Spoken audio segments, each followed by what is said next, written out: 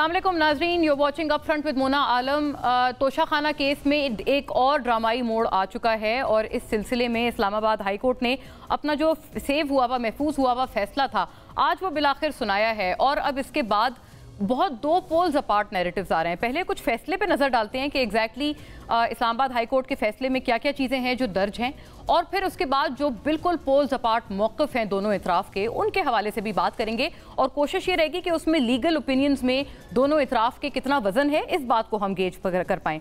सबसे पहले नाज़रीन, इस्लामाबाद हाई कोर्ट, जैसे कि मैंने आपसे अर्ज़ किया, तोशाखाना केस का 15 सफ़हात पर मुश्तमिल जो फैसला है वो जारी कर दिया गया है। तोशाखाना केस काबिल समात करार देने का सेशन कोर्ट का जो फैसला है उसको कलअदम करार दिया गया है। ये इन टोटल 8 दरख्वास्तें थीं जो कि पाकिस्तान तहरीक इंसाफ की तरफ से डाली गई थी इस्लामाबाद हाई कोर्ट में, उनमें से 5 का फैसला आ चुका है। इलेक्शन कमीशन की शिकायत पर केस का ट्रायल जारी रहे, ये भी इस्लामाबाद हाई कोर्ट ने कहा है। केस वापस ट्रायल कोर्ट को भेज रहे हैं Islamabad high court. Trial court ही केस का फैसला करे और केस को सुनकर फैसला सुनाए, ये भी इस्लामाबाद हाई कोर्ट ने कहा। ट्रायल कोर्ट दरख्वास्त में उठाए गए तमाम सवालात का जवाब दे। मोअज़्ज़ज़ अदालत को बताया गया है कि केस कल हतमी दलाइल के लिए मुकर्रर जो है वो किया गया है, ये भी अदालत के रिमार्क्स हैं। दरख्वास्त गुजार ये यकीनी बनाएं अदालत जब भी तलब करे वो दलाइल दें। फैसला जज हुमायूं दिलावर का फेसबुक जो अकाउंट है उसको मुस्तनिद करार नहीं दिया गया, ये भी तहरीरी फैसले में बात दर्ज है, क्योंकि एक्चुअल जो बोन ऑफ कंटेंशन बनी हुई थी वो एक बहुत बड़ी बात वो फेसबुक अकाउंट भी था जो कि जज हुमायूं दिलावर के हवाले से उनके नाम से मुंसलिक था। जज के फेसबुक अकाउंट से मुतालिक FIA को तहकीकात का भी हुक्म दिया गया है। FIA को मामले की इंक्वायरी का हुक्म दे दिया है। तहरीरी फैसला, मामला मुलव्विस अफराद का तयन करके 2 हफ्तों में रिपोर्ट जमा करवाने का भी हुक्म है और तहरीरी फैसले में दर्ज है। नाजरीन, 2 बिल्कुल मौक़िफ़ पोल्स अपार्ट मौक़िफ़ सामने आ रहे हैं। एक तरफ तो ये कहा जा रहा है कि केस जो पाकिस्तान तहरीक इंसाफ की साइड का मौक़िफ़ है कि केस में वज़न था ही नहीं, और अगर इस केस का फैसला हो भी जाता है तो जो ऊपर की दीगर अदालतें हैं यानी कि हाई कोर्ट है या सुप्रीम कोर्ट है, वहाँ पर अगर इस केस को चैलेंज किया जाएगा तो ये वैसे भी क्वॉश अवे हो जाएगा। अगर कोई इस सिलसिले में डिस्क्वालिफिकेशन या कोई सज़ा होती है या कोई जेल होती है, इसके ऊपर एक तो बात होगी, ये एक मौक़िफ़ है। और दूसरा मौक़िफ़ ये जो हुकूमती मौक़िफ़ है कि अदालत बार बार पाकिस्तान तहरीक इंसाफ के चेयरमैन को अनयूजुअल एक्स्ट्राऑर्डिनरी रिलीफ दे रही है, और ये भी हुकूमत की तरफ से जो मौक़िफ़ आ रहा है वो यही है कि ये भी इसी बात की एक कड़ी है। दोनों के लीगल ओपिनियंस को गेज करेंगे after a break with legal opinions and our valuable guests. Stay with us on board.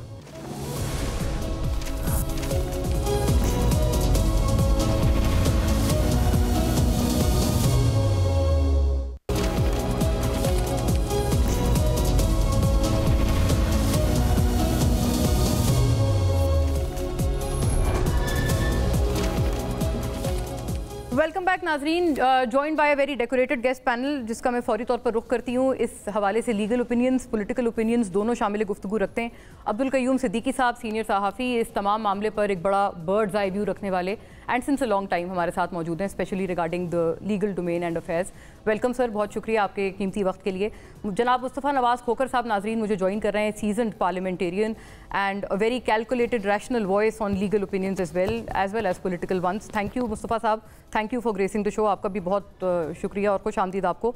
और नाजरीन, बैरिस्टर शोएब रज़ाक साहब भी हमें अपने बड़े वैल्यूबल लीगल ओपिनियंस के साथ इस पूरे मामले पर ज्वाइन कर रहे हैं, और तीनों हजरात से कोशिश रहेगी कि थोड़ा ओरिएंट कर पाएँ इस गुफ्तगू को कि आगे क्या होने जा रहा है, क्योंकि all eyes are indeed on this case. Mustafa Nawaz Khokhar साहब, स्टार्टिंग विद यू, आप कैसे इस मामले को अनफोल्ड होता हुआ देखते हैं? एक तो 2 बड़े पोल्स अपार्ट बयानिए हैं जिनका मैंने इब्तिदाइये में अर्ज़ किया। एक तरफ तो ये है कि केस में कोई वजन ही नहीं है, अगर दीगर अदालतें वैसे ही इसको क्वॉश डाउन कर देंगी अगर सज़ा हो जाए, PTI का ये बयानिया है। दूसरी तरफ हुकूमत का ये बयानिया है कि एक्स्ट्रा ऑर्डिनरी रिलीफ पे रिलीफ अदालती तौर पर मिले जा रहा है PTI चेयरमैन को। जी शुक्रिया, अपने शो पर बुलाने का शुक्रिया। गुजारिश ये कि हम पिछले कई सालों में ये हमारे यहाँ रस्म रही है कि अगर किसी भी पॉलिटिकल पार्टी या किसी भी पॉलिटिकल पार्टी के हेड के ऊपर कोई केस बनता है तो उसके फॉरन अगेंस्ट आर्गूमेंट्स होते हैं। जब PTI हुकूमत में थी या नवाज शरीफ साहब पर, मुस्लिम लीग नून के रहनुमाओं पर, पीपल्स पार्टी के रहनुमाओं पर जब भी केसेस थे, हुकूमत बड़ी शदोमत से कहती थी कि इनके अंदर ये लीगल पॉइंट्स हैं और इस वजह से ये केसेस ठीक हैं। और जाहिर बात है उन साहिबान के और उन जमातों के जो तर्जुमान थे वो उसके अगेंस्ट आर्ग्यू करते थे। आज भी हम उसी सूरत हाल से दो चार हैं। तो जितनी मर्जी है हम आर्ग्यूमेंट्स कर लें, फॉर एंड अगेंस्ट एक जाहिर बात है, एक डिबेट तो अपनी जगह पे रहेगा, लेकिन मैं आपकी तवज्जो एक और जानिब दिलाना चाहता हूँ, और वो इस तरफ कि हम पिछले कितने सालों से, तकरीबन अब एक दिहाई हो चुकी है जब से पैनामा के केस सामने आया, और हम इसी बहस में उलझे हुए हैं। जो सियासत माशरा हमारा पोलराइज हो चुका है, सियासत पोलराइज हो चुकी है, चोर डाकू के खिताब हम एक दूसरे को टीवियों पर बैठ कर देते हैं, और इस गुफ्तगू में, इस पोलराइजेशन में हमने न सिर्फ सियासत का नुकसान किया है, आइन का नुकसान किया है, कानून का नुकसान किया है। हम इस मुल्क को लेकर कहाँ जाना चाहते हैं? हम सिर्फ दायरों में घूम रहे हैं।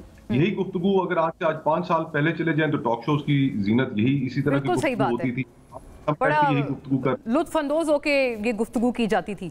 मुस्तफा साहब, ये फरमाइएगा कि डिस्क्वालिफिकेशन पे जाहिर है आपका एक बड़ा लर्नेड ओपिनियन हमारे पास होना चाहिए, क्योंकि डिस्क्वालिफिकेशन के हवाले से भी तो एक ये स्कूल ऑफ थॉट है कि आप इलेक्शंस लड़ने दें, जिसके ऊपर जो भी केस है, आप मतलब एक लीगल तलवार किसी के ऊपर लटका के उनको डिस्क्वालीफाई करना। बड़े लोग कहते हैं कि नवाज शरीफ साहब को भी बहुत गलत उनके साथ किया गया, आज तक वो लाइफ टाइम डिस्क्वालिफिकेशन की वजह से वो भुगत रहे हैं और इलेक्शंस कंटेस्ट सो फार तो वो नहीं कर पाएंगे। अगर आगे जाकर ये खान साहब के साथ भी होता है तो डू यू थिंक कि ये चीज ठीक होगी? लीगली ठीक होगी या नहीं होगी, the point is that people of Pakistan will not accept it. People of Pakistan did not accept it in the case of Nawaz Sharif, and the people of Pakistan will not accept it in the case of Imran Khan. हम जब यहाँ पर जिस मुल्क के अंदर एहतसाब का जो प्रोसेस है, जो आपका इंसाफ का इदारा है, उसकी क्रेडिबिलिटी ही नहीं है। आपकी सुप्रीम कोर्ट की जजमेंट्स मौजूद हैं जिसके अंदर कहा गया है कि जिस तरह नैब का एक इदारा मौजूद है कि वो एक पॉलिटिकल इंजीनियरिंग के लिए इस्तेमाल होता है, और आपको, मुझे, इस पैनल में मौजूद सब लोगों को पता है कि वो पॉलिटिकल इंजीनियरिंग के लिए इस्तेमाल होता रहा है। तो उसकी क्या सैंक्टिटी? अगर वो किसी को पकड़कर अरेस्ट करता है तो हमारे इल्म में है कि वो अरेस्ट इसलिए किया जाता है ताकि उसकी पॉलिटिकल पोजीशंस चेंज कराई जा सकें। हमारे यहाँ जो अदलिया है वो अपनी साख उस तरह की बना नहीं सकी कि जिसके ऊपर हर फरीक को एतमाद हो आज, और हमारे यहाँ जो जितना भी प्रोसेस रहा है उसमें एस्टैब्लिशमेंट का जो असर रसूख है, जो पॉलिटिकल इंजीनियरिंग की जाती है उनकी जानिब से, अगर आप उनकी गुड बुक्स में हैं तो फिर आपके केसेस खत्म भी होंगे, आपके अगर और अभी भी आप मुमासला ड्रॉ कर रहे हैं इस तमाम मामले की विद योर अभी जो आपने अपने रिमार्क्स दिए हैं कि ये तमाम चीजें एक पॉलिटिकल इंक्लिनेशन को बदलने के लिए, तब्दील करने के लिए, इस दफा भी आपको ऐसे ही लग रहा है कि ये इसीलिए है? ये 75 साल की हमारी तारीख है, 75 साल में कोई एक मौका ऐसा आया हो जब इस तरह ना हुआ हो। मेरी तो वेरी फेयर इतनी है। बस ये आयरॉनिक एक और बात है खोकर साहब, कि मैं with the passage of time इस पे मजीद बात करेंगे कि जो इसका बेनिफिशियरी होता है वो हमेशा वो जमात होती है जो कि जिसके राइवल के खिलाफ ये सब हो रहा होता है, एंड इन एवरी केस वो जमात बड़ा एंजॉय करती है इन तमाम चीज़ों को। ऐसी बात है सिद्दीकी साहब, अभी मैं ये जो फेसबुक अकाउंट की भी बात हुई थी और फिर अब तो उसको तो कह दिया है कि वो मुस्तनद नहीं है, गोया ये कि आई थिंक जज दिलावर साहब is on record for having said कि वो उन्हीं का अकाउंट है। अकाउंट उन्हीं का है, लेकिन वो पोस्ट उन्होंने की है या नहीं की है उसके ऊपर इख्तलाफ था। और फिर जो उसका फ्रेंजिक हुआ है FIA के ने किया, उसमें कि URL जो अकाउंट का होता है वो नहीं दिया गया, स्क्रीनशॉट्स दिए गए, तो वो उसके ऊपर एनालिसिस बेस करके आया है।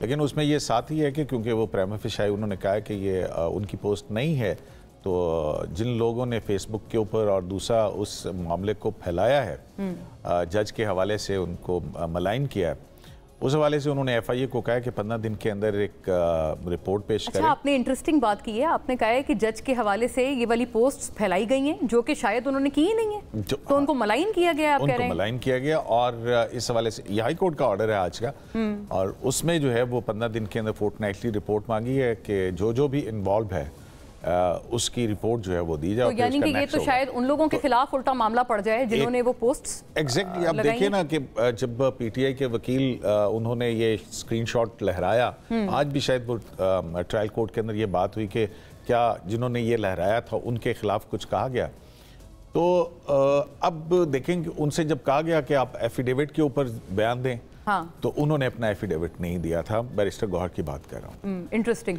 तो ये जाहिर है कि जब जो है जानते हैं मुस्तफ़ा नवाज साहब कानून को कि एफिडेविट के ऊपर कोई चीज़ जमा करवाई जाती है तो फिर उसके क्या कॉन्सिक्वेंसेज होते हैं। यानी बैरिस्टर गौहर खान साहब ने रिफ्रेन किया और उन्होंने एफिडेविट नहीं दिया उन पोस्ट के बिल्कुल उसी तरह जिस तरह इमरान खान साहब ने 342 का स्टेटमेंट जो है वो हल्फिया देने से रिफ्रेन किया।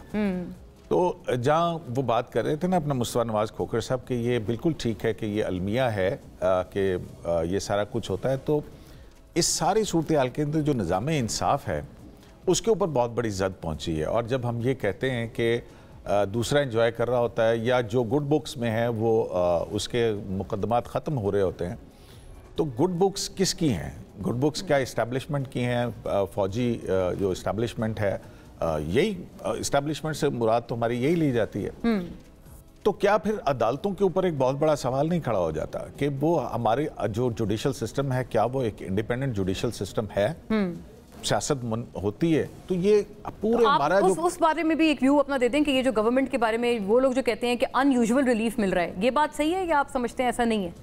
देखें, ये भी अनप्रेसिडेंटेड है कि इमरान खान अगर किसी, ये इनको पता है मुस्तफा नवाज खोखर साहब को भी, कि अगर हाई कोर्ट का फैसला है उसके खिलाफ अपील जो है वो अगले दिन शायद ही किसी खुशकिस्मत इंसान की लग जाए, अदरवाइज वो क्यों के अंदर लगती है और खुशकिस्मती मिलती है तो वो फौरन लगना और वो जो है। लेकिन सिद्दीकी साहब, एक और बात के ऊपर भी आर्गुमेंट, मुस्तफा साहब भी मुस्कुरा रहे हैं, लेकिन एक बात पे और भी आर्गुमेंट ये भी किया जा रहा है कि इस केस में भी आज भी कहा है कि एक तो काबिल समात होने का फैसला उन्होंने सेट असाइड किया है, दूसरी तरफ ये भी कहा है कि ट्रायल मुकम्मल करें, सेम कोर्ट वही ट्रायल मुकम्मल करे। देखें, अब यहाँ पे भी ऑल्दो के उसके अंदर उन्होंने बहुत सारी जजमेंट्स जो हैं वो कोर्ट किए हैं, क्योंकि जज के ट्रांसफर के मामले के, ठीक है, वो डिसमिस कर दिए उन्होंने। तो अब जो है जुरिस्डिक्शन का फैसला जो है उसी कोर्ट ने करना होता है। लेकिन ये उसमें एक अनोखा पहलू ये है, वो ये है कि दूसरी या तीसरी मरतबा हाई कोर्ट ने दोबारा उसी कोर्ट के पास भिजवाया। ठीक है, तो खुद हाई कोर्ट ने क्यों डिसाइड नहीं किया है जुरिस्डिक्शन का इशू? अब इसके ऊपर हो सकता है उनके पास कोई लीगल हो, लेकिन लगता है ऐसा है कि हर कोई अपनी जान बचाने के चक्कर के अंदर। अच्छा, जान बचाने के चक्कर में आपको भी ऐसी एक कोई तासुर आया है बैरिस्टर शुएब रज़ाक साहब के हर कोई अपना दामन छुड़ा रहा है इस केस से, और ये उन्होंने कहा है अनोखी बात है कि वो फैसला फिर उसी अदालत को दोबारा फिर भेज दिया गया है, and has happened multiple times before. देखिए, इसमें बात तो ये करने वाली थी कि once the matter of maintainability has been decided, तो मेंटेनेबिलिटी अगर डिसाइड हो गई है तो उसके बाद उस कोर्ट के पास दोबारा आप रेफ़र कर रहे हैं, उसमें उनका आर्गूमेंट क्या था? जो प्लेंटिफ की तरफ से पिटिशनर की तरफ आर्गूमेंट क्या था कि जनाब हमें मेंटेनेबिलिटी पे क्या हमारे आर्गूमेंट्स कंक्लूड नहीं हुए, या हमारे प्रिंसिपल जो वकील साहब थे उनको अलाउ नहीं किया गया? तो मेरे ख्याल में तो ये मुझे रीज़न चाहिए इन 15 सफ़ात में कि उन्होंने क्या इशू रेज़ किया कि जिसकी वजह से मेंटेनेबिलिटी का कोर्ट का ऑर्डर कलामदा ख़त्म कर दिया गया, और फिर साथ उनको कहा गया ये दोबारा भी सुने, आप दोबारा भी सुने। हाँ। तो मेरे ख्याल में ये चीज़ डिस्कस करनी पड़ेगी कि वो दोबारा सुने कि मेंटेनेबिलिटी अगर उनका आर्गूमेंट क्या था, मुझे वो समझ नहीं आई। कयूम सिद्दीकी साहब तो कोर्ट में बैठे रहते हैं, मतलब आर्गूमेंट क्या था जिसकी वजह से ये कहा गया कि जनाब वो तो ऑर्डर उनका ख़त्म कर दिया। लेकिन वो जो लास्ट हियरिंग थी जिसके ऊपर पहले हाई कोर्ट ने भिजवाया था 7-8 क्वेश्चंस के साथ कि इसको डिसाइड करें, और 7 दिन का वक्त दिया था, उसमें 3 दिन में उन्होंने निपटा दिया, और वो इसलिए निपटा दिया कि हमें सुना ही नहीं गया, शुएब साहब डिफेंस के वकला को सुना ही नहीं गया, और उनको एक्स पार्टी जी। आप देखें, ये रीजन हो सकती है। दूसरा, जब रिमांड करते हैं वापस रिमांड करते हैं तो उनमें एक और उनकी एप्लीकेशन ये भी थी कि जो उनका रेलेवेंट विटनेस था, जो आपका टैक्स कंसल्टेंट था, who was supposed to submit your tax documents, he is a relevant witness, उसके विटनेस को भी ये कहा गया कि रेलेवेंट विटनेस नहीं है, आप इसको खत्म कर दें। तो मैंने कल ही किसी शो में कह दिया था कि ही इज अ रेलेवेंट विटनेस। दूसरा, आपने मुल्जिम को चांस देना है। इस मुल्क में अदालतों का ठीक ठाक मजाक उड़ चुका है। इस मुल्क की अदालतों के बारे में यह कहा जा रहा है कि उनका नंबर 136 है, तो ये हाई प्रोफाइल केस है, इसके बाद आपका नंबर 196 पे चला जाना है। तो वजह यह है कि अदालतों को एक तो ये भी कह रहे हैं आज शायद खान अब्बासी LNG रेफर नहीं, लेकिन देखिए ना कि दिसंबर से ये केस चल रहा है। नहीं, सुने मेरी बात सुन ले वो ना, शुएब साहब शुड कंप्लीट। एक्यूज जो है वो 2 मरतबा पेश हुआ है और 1 मरतबा तो गाड़ी में बैठ के पेश हुआ। मुझे बात करने दे शुएब साहब, प्लीज कंप्लीट। नहीं, सुन ले मेरी बात, कयूं भाई बात सुन ले। देख, शायद खान अब्बासी LNG रेफरेंस में मैं वकील हूँ, आज भी वो मैटर लगा हुआ था। पिछले 6 महीने से हम ऑर्डर का वेट कर रहे हैं। ये वही केस था जिस पे PTI की गवर्नमेंट बहुत बगले बजा रही थी कि हमने बहुत बड़ा तीर मार लिया है। तो आज भी वो केस लगा हुआ था और हम पिछले 6 महीने से ऑर्डर का इंतजार कर रहे हैं। इस केस में क्या हो रहा है, इस केस में उजलत दिखाई जा रही है। हम यहाँ किसी को डिफेंड करने नहीं बैठे हुए, हमारा तो ट्रैक रिकॉर्ड ये है कि मुशर्रफ से लेकर आज तक इनके खिलाफ पेश हो रहे हैं, हर गवर्नमेंट के खिलाफ पेश हो रहे हैं। तो यहाँ ये इशू हो रहा है कि अदालतों को इस चीज का इदराक होना चाहिए। दूसरा, बीइंग ए मेंबर, दूसरी बात मोना, दूसरी बात यह है कि being a member of legal fraternity हमें अदालत के अंदर अपने आप को कंडक्ट करना भी आना चाहिए। अच्छा। मुझे 27 साल में कभी किसी अदालत ने डांट नहीं पिलाई, क्योंकि हमें पता है बात करने का। ये आप किसके हवाले से बात कर रहे हैं? ये वाली ऑब्जर्वेशंस किसके हवाले से नहीं देती? Who has not conducted himself well in the court? मैं देखे मोना, मैं आपको बात बताऊं, I'm not going to name anyone, मैं आपको बात बता रहा हूं। ये खोखर साहब इस चीज के विटनेस हैं। हमने मेरा ख्याल इनका इशारा उस तरफ है जहां चेयरमैन पीटीआई के वकील ने जज को गालियां दी थी जिसमें ट्रायल के दौरान, मैं उस तरफ इशारा है आपका।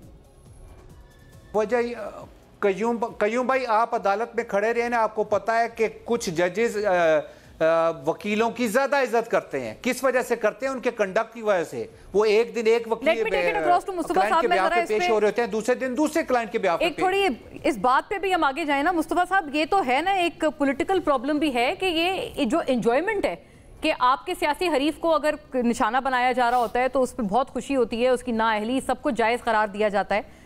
इसके ऊपर बात कोई भी आई थिंक हार्डली कोई करता हो, एंड आपने हमेशा इस पर एक प्रिंसिपल स्टैंस रखा है कि ऐसा नहीं होना चाहिए। जो प्रिंसिपल है, उसूल है, वो तो सबके लिए अपहोल्ड होना चाहिए, चाहे आपका हरीफ हो या आपका साथी हो।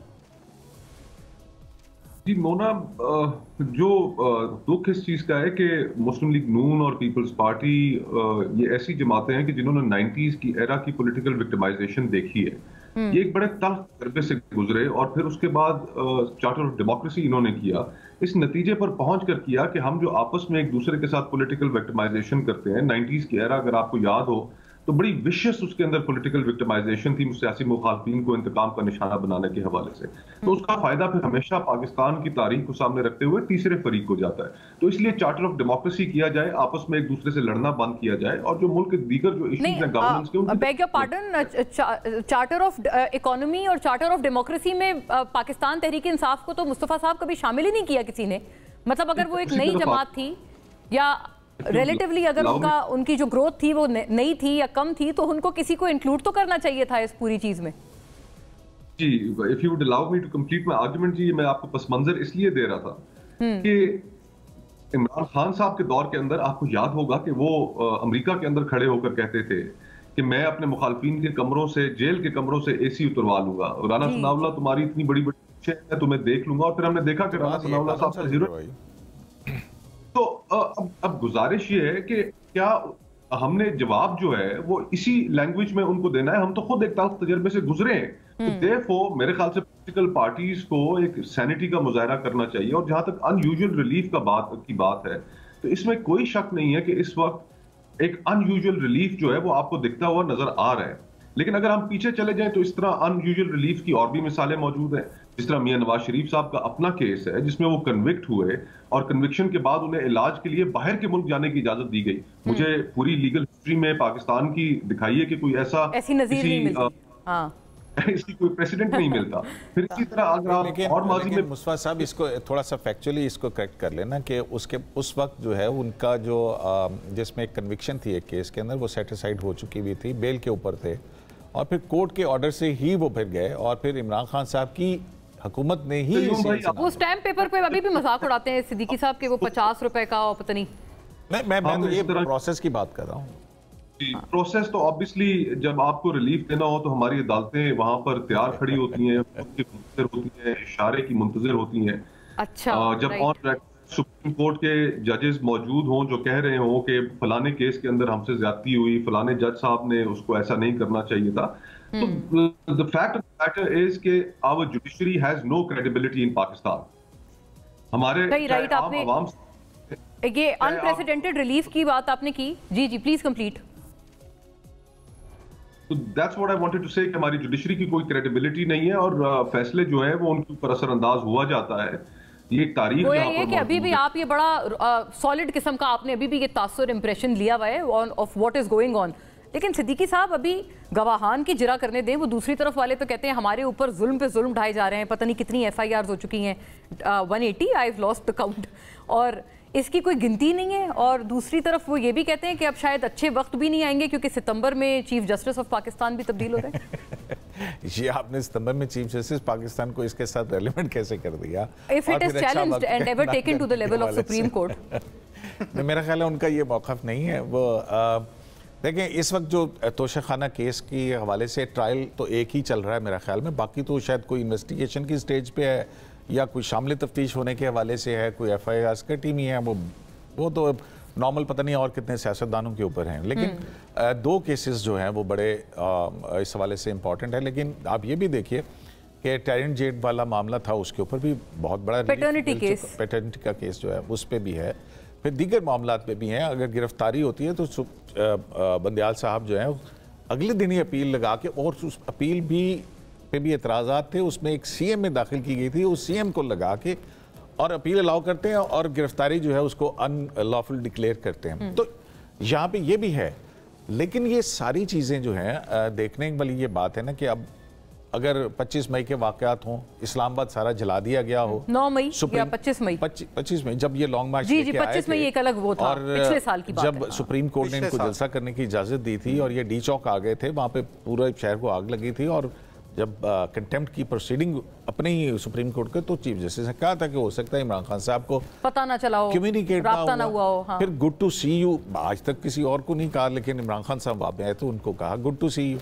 तो वो कहते हैं, वो तो सबको कहते हैं, द चीफ जस्टिस, उसके बाद से उनकी ग्रीटिंग का अंदाज है, वो सबको ये बात कहते हैं। नहीं, मेरा ख्याल है ऐसा नहीं, मुझे भी उनको कवर करते हुए एक तवील अरसा हो गया। हाँ। तो वो ये एक गैर मामूली वाकया था हमारे लिए।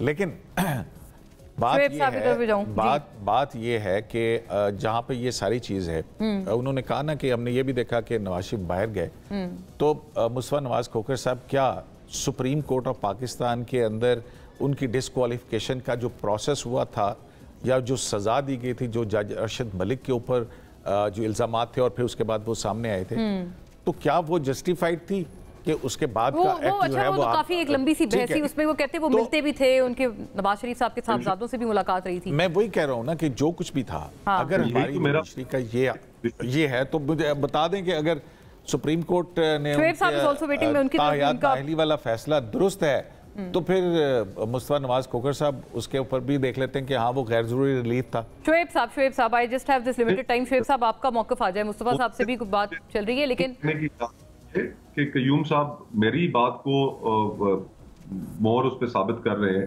कि मैं यही तो कह रहा हूं कि ना नवाज शरीफ साहब के खिलाफ जो केसेस बनाए गए वो ठीक थे, ना इमरान खान साहब के खिलाफ जो बनाए गए वो ठीक है। तो यही तो इस मुल्क में यहाँ पर पॉलिटिकली ओरिएंटेड केसेस बनाए जाते हैं वो पॉलिटिकल इंजीनियरिंग नहीं, लेकिन यहाँ पर उसमें जो है वो एक फर्क था कि सुप्रीम कोर्ट से शुरू हुए थे, यहाँ तो इमरान खान साहब को ड्यू प्रोसेस मिल रहा है कि लोएस्ट कोर्ट से शुरू हो रहा है। जी शोएब साहब, आपको भी ऐसे ही तासुर है? आपको would you like to endorse it और डिस्पेल इट कि एक ऐसा मालूम होता है कि अब उजलत में केसेस भी लग रहे हैं, जैसे ही अपील आती है फौरन लग भी जाती है, बड़ी सारी बातों का तस्करा किया है सिद्दीकी साहब ने। देखिए मैं आपको एक बात बताऊं, मैं with all due respect to both my brothers, मैं एक प्रैक्टिसिंग वकील हूं, I see that every day in the court. मैं अदालत में बोल रहा होता हूं, रिसीव कर रहा होता हूं, we have seen it, we know. ऐसे ऐसे जजमेंट है ना, आपको तो कुछ पॉलिटिकल जजमेंट्स आपको पता चल गई तो आपको पता चला कि जी इसमें इंटरफेरेंस हो रही है। इस मुल्क में अदालतों के निज़ाम में इंटरफेरेंस हो रही है, बड़ी दिलेरी के साथ हो रही है, और आज से नहीं हो रही, जिस तरह दूसरे पैनलिस्ट भी कह रहे थे, बहुत अरसे से हो रही है। ये बड़ा मकसद ये है कि व्हाट इज नेक्स्ट, होने क्या जा रहा है, व्हाट इज नेक्स्ट, आप क्या करो? हाँ, इन योर लीगल ओपिनियन आपको क्या लगता है ये केस बिल्कुल आप ओपन एंड शट केस है, इसका फैसला खिलाफ ही आएगा और PTI chairman is in serious hot waters, या आपको लगता है केस में कोई जान नहीं? मैं I am not in A business of speculating. मैं ये सिंपल ये बात कर रहा हूं कि आपने ट्रायल कोर्ट के अंदर अपने मुल्जिम को चांस देना है टू सबमिट हिज सबमिशन, उसके सारे राइट्स को आपने सामने रख के फैसला करना है। अदालत के अंदर आपने बात करने का आपको सलीका होना चाहिए, बहुत सीनियर लॉयर आए हुए हैं, और आपने अदालत का अगर थोड़ा बहुत तकद्दुस आपने रहने देना है तो उसके सारी चीज़ों को सामने रख के आपने अदालत ने ये फैसला भी करना है। ये भी बड़ा इंटरेस्टिंग बात है कि मेंटेनेबिलिटी का एक इशू डिसाइड हो गया, दोबारा मेंटेनेबिलिटी वहां चली गई, और फिर आपने साथ साथ ये भी गाइडेंस देनी थी कि how long this maintainability issue is going to take. Correct आप अदालत अगर आपको गाइडेंस भी दे रही है। Time for this segment. Thank you to all the gentleman. बड़ी सारी बात उन्होंने इस हवाले से की है, थोड़ा सा सियासी तौर पर भी गुफ्तगू को ओरिएंट करेंगे after a break in our next segment. Thank you to all the gentleman for this segment and see you after the break.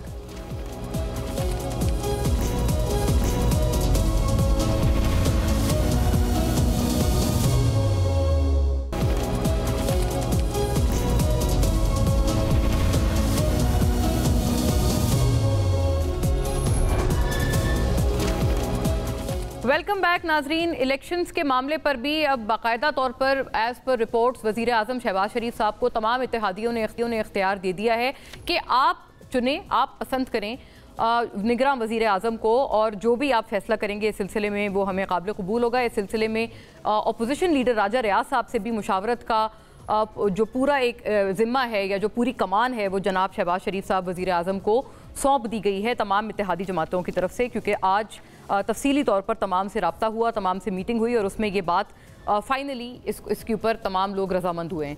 नाजरीन, क्या ये is it as simple as it seems? क्या वाक़तन इस मामले के ऊपर और कोई डिफरेंस ऑफ ओपिनियन किसी का नहीं है? क्योंकि आई रिकॉल वेरी क्लियरली जब डार साहब का नाम आया था, इसहाक डार साहब का, कि वो भी निगरान वज़ीर आज़म हो सकते हैं, तो इसके ऊपर काफ़ी एक्सेप्शनली जो इत्तेहादी थे PMLN के, उन्होंने इसके ऊपर एक रिएक्शन दिया था और कहा था इसको फेक न्यूज़ तक कहकर टर्म किया गया था। तो क्या इस मरतबा जो एक ट्रस्ट डेफिसिट उसके बाद कोई अगर आया था तो क्या वो अभी भी एग्जिस्ट करता है? इसके ऊपर बात करेंगे। और timeliness of the election amid all the cases जो कि इस वक्त ऑन गोइंग है, और आज जो एक बड़ा ड्रामाई ट्विस्ट आया है तोशाखाना केस में, इसको भी इन द सेम कंटिन्यूटी मजीद लेकर चलेंगे और इस पर पॉलिटिकल ओपिनियन जानेंगे। नन अदर देन कमर कायरा साहब हमें इस सेगमेंट में ज्वाइन कर रहे हैं, पाकिस्तान पीपल्स पार्टी के stalwart, federal minister for Kashmir and Gilgit Baltistan affairs and been a federal minister multiple times. Welcome Kaira साहब, thank you for gracing the show. आप फरमाइएगा सर, एक तो ये जो असेंबलीज की डिसोल्यूशन का मामला है इसके ऊपर भी मैं आती हूँ, लेकिन इससे पहले आप थोड़ा अपनी राय का इजहार इस हवाले से कर दें कि क्या निगरान वज़ीर आज़म के मामले पर you have full confidence in the PMLN and prime minister Shehbaz Sharif, given the fact कि एक दफ़ा इस तरह की कयास आराइयाँ फ्लोट हुई थी डार साहब के हवाले से, जिस पे पीपल्स पार्टी ने बाकायदा उसको फेक न्यूज़ कहकर मुखातिब किया था। उसको बाद में वजीर आजम साहब ने भी यही कह दिया था, उन्होंने भी उस बात को रिबट कर दिया था। और जो आपने अपने इंट्रो में बताया कि कोई ऐसा फैसला हुआ है, फैसला मेरे इल्म में नहीं है। वजीर आजम साहब पे पूरी तरह इत्मीनान के साथ सारी जमातें चल रही हैं, लेकिन क्या जमातों की क़यादत ने उनको ये फैसला करने का इख्तियार दे दिया, मेरे इल्म में नहीं है। मैं उसके बारे में कोई बात नहीं कर सकता। तो कायरा साहब फिर मजीद इस पे फरमाइएगा कि अभी ये फिर इस मामले के ऊपर क्या मजीद कुछ बैठक होगी, मजीद आप लोगों की मुशावरती अमल आगे बढ़ेगा, और इसका फैसला कब तक एक्सपेक्टेड या मुतवक्के है? क्योंकि हम तो सुन रहे हैं 9 अगस्त को असेंबलीज डिसॉल्व हो रही हैं। देखिए मुन्ना, सवाल ये है कि कोई मेरी क़यादत ने अगर इख्तियार दिया हो तो लाजम नहीं है कि मुझसे पूछ के देना है, लाजम नहीं है कि मेरे हर पार्टी के हर कारकुन के इल्म में ये बात होगी। ये क़यादत का काम होता है, उन्होंने अगर इख्तियार दे दिया हो तो मैं नहीं कह सकता दिया है या नहीं, मेरे इल्म में नहीं है, मेरे लेवल पे। हाँ, जहाँ तक इलेक्शन का है, इलेक्शन इंशाल्लाह उसकी अपनी तैयारियां शुरू हो गई हैं, और वजीर आजम साहब ने 9 की डेट तो दी हुई है, 9 तारीख को इलेक्शन असेंबली डिसॉल्व करके इलेक्शन का प्रोसेस। कायरा साहब, एक और हम बात ये सुनते थे कि शायद यहाँ पर भी एक डिफरेंस ऑफ ओपिनियन मौजूद था पीपल्स पार्टी और PMLN के दरमियान के असेंबलीज की डिसोल्यूशन, जाहिर है अगर कौमी असेंबली को डिसॉल्व कर देते हैं तो क्या सिंध असेंबली को भी उसी तरह से डिसॉल्व कर दिया जाएगा? देखिए, डिसॉल्व करने की सूरत में 90 दिन में इंतखाब होना है, और असेंबलियां की मुद्दत पूरी होने की सूरत में 60 दिन में इंतखाब होना है, और मुल्क में एक दिन इंतखाब होना चाहिए, इस पे हम सब का इत्तेफाक है। लिहाजा किसी एक दिन ही असेंबलियां डिसॉल्व होनी है, या डिसॉल्व हुई तो एक दिन होगी, और अगर मुद्दत पूरी होती तो वो और बात है। अब वज़ीर आज़म साहब ने 9 का कह दिया है तो मोस्ट लाइकली बाकी असेंबलियां भी 9 को डिसॉल्व हो जाएंगी, या अगर वो अपनी मुद्दत के करीब जाती हैं तो इवन देन 90 दिन के अंदर अंदर इंतखाब होना है तो कोई एक दिन तय हो जाएगा। असल में बात यह सर कि 90 दिन के इंतखाब के ऊपर भी आपसे बात करनी बड़ी ज़रूरी है और आपका ओपिनियन बहुत ज़रूरी है, क्योंकि अब तो असेंबलीज़ ने निगरान सेटअप को काफ़ी एम्पावर कर दिया है। उसकी वजह से भी 90 दिन के इंतखाबात के ऊपर एक बड़ा सा सवालिया निशान है जो कि हम तमाम के जहनों में घूम रहा है। इसको अगर आप एड्रेस कर पाएँ, क्या 90 दिन में इलेक्शंस का हो जाना श्योरिटी है? You as per a very learned member of the government alliance, क्या कोई श्योरिटी है इस बात की? देखिए, मेरे पास श्योरिटी होना या ना होना वो मोतबर नहीं है। श्योरिटी खैर कौन देगा, लेकिन एक बात तो तय है, आइन श्योरिटी देता है कि इलेक्शन फलां टाइम पे होगा। सो आइनी तहफ़्फ़ुज़ तो है। अब उससे बियॉन्ड अगर कोई खदशात है, पहले खदशा था कि असेंबली की मुद्दत बढ़ा दी जाएगी, 4 महीने, 2 महीने, 6 महीने, एमरजेंसी लग जाएगी, इकोनॉमिक एमरजेंसी लग जाएगी। उस वक्त भी हम कह रहे थे ऐसा नहीं होगा, अब भी हम कह रहे हैं ऐसा नहीं होगा। हाँ, ये एक साफ सवाल जरूर उठा कि अगर नई मर्दमशुमारी, जिसका जिक्र वज़ीर आज़म साहब ने भी किया, MKM ने भी किया और भी एक आध जमात ने किया, अगर उस पे बात होती है तो इलेक्शन के कुछ दिनों के लिए या कुछ हफ्तों के लिए डिले हुए बगैर ये मुमकिन नहीं होगा। लेकिन उस फैसला होने में भी अभी बहुत सारी रुकावटें हैं। अभी तो मर्दमशुमारी का जो नोटिफाई होना है, उसकी एक्सेप्टेंस है, उसके बाद फिर ये कि नई मर्दमशुमारी के तहत इंतखाब होंगे या पुरानी, ये फैसला फिर शायद को बंदा उसको अदालत में जाके चैलेंज करे फला। अभी ये बहुत सारा सवाल है। और फिर तो यानी कि ये उस सूरत में आप कहते हैं कि अगर नई मर्दमशुमारी के तहत होने हैं, जिसके ऊपर अभी तक तो CCI का इजलास भी नहीं बुलाया गया है, और अगर ऐसा होता है और उस केस में जो डिले आता है वो आपके लिए काबिल कबूल होगा पीपल्स पार्टी के लिए? इसके बारे में मैं कुछ नहीं कह सकता। मेरी जमात अपना फैसला करेगी और अगर कोई ऐसा फैसला करना पड़ता है तो यकीनन एक मशावरती अमल होगा जिसमें मैं अपनी राय दे सकूंगा। यहाँ अपनी इंडिविजुअल राय देना मुनासिब नहीं है। कायरा साहब, असेंबलीज की डिसोल्यूशन पे तो बहरहाल आपने बात की और आपने 9 अगस्त की जो डेट है उसको आपने एक दफ़ा रीइंफोर्स भी किया है। सलमान अकरम राजा बड़े मायनाज लॉयर हैं मुल्क के, और इसके अलावा भी एक जो बाय एंड लार्ज क्रिटिसिज्म आ रहा है गवर्नमेंट पे सर, वो ये आ रहा है कि PTI के ऊपर तो आप लोग बेतहाशा तनकीद करते थे कि इन्होंने वक्त से पहले असेंबलीज प्री मेच्योरली डिसॉल्व कर दी, ऐसे कोई अपनी मर्जी से तो आइन को तोड़ मरोड़ नहीं सकता। अगर आप लोग भी यही कर रहे हैं, और सलमान अकरम राजा साहब भी अपनी ट्वीट में ये कहते हैं, नाजरीन के लिए ये प्ले आउट हम कर रहे हैं, he says pre mature dissolution of 2 provincial assemblies in January was meant to hasten fresh elections. Now the National Assembly is to be prematurely dissolved in order to delay elections and increase the tenure of the caretakers from 60 to 90 days. Will those seeking reasons then also want reasons now? क्या आप जो पहले वजूहात ढूंढते थे assemblies dissolution की, sir आपको मुखातिब करके वो कह रहे हैं, क्या अब आप अपने इस अमल के लिए कोई वजह बयान करेंगे?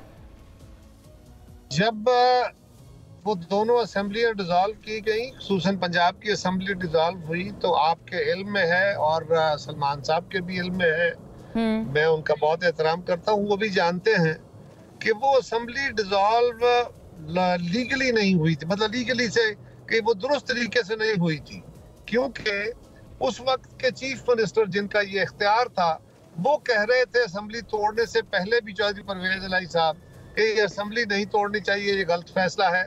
असेंबली तोड़ देने के बाद भी उन्होंने कहा ये गलत फैसला है।